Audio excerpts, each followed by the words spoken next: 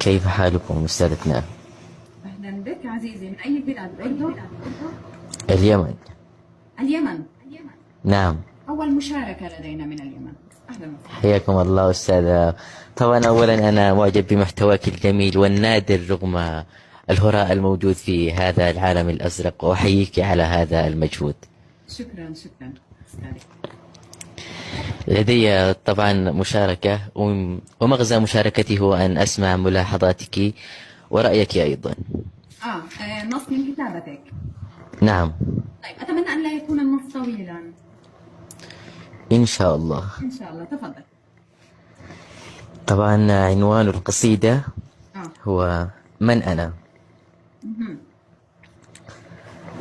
خيال الليل يسكن في رؤايا،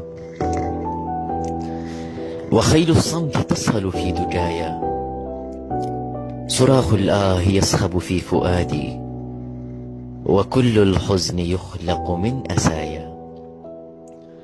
سؤال كشر الأنياب نحوي ويسألني بعنف من أنايا،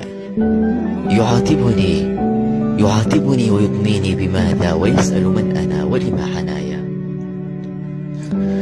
يحاول مقتلي ويريد صلبي، فأهرب نحو أحضان المرايا. أيسأل من أنا وأنا سؤال تذيله القنابل والشظايا. أنا طفل وعمري 1000 عام، وليد غدي وأسكن في صبايا. أفتش داخلي عني فأحبو إلى أمسي ولا ألقى خطايا. أنا جفن ضناه الدمع نعيا، أنا الطوفان يعبر في حشايا، أنا الموؤود في رمس الأماني، أنا حلم تغازله المنايا. أنا ابن الريح والأمطار أمي، وخلف الغيم تمطرني الحكايا. أنا وطن تؤرقه دموع، جفاف الأرض يسقى من بكايا.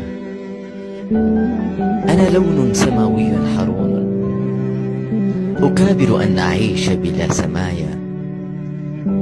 أنا نجم تؤرقه الليالي، أنا ركن حبيس في الزوايا.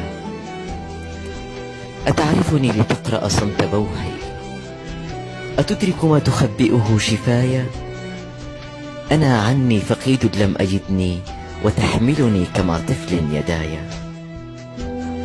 أواري داخلي أوجاع قومي، وأحمل فوق أكتاف الضحايا.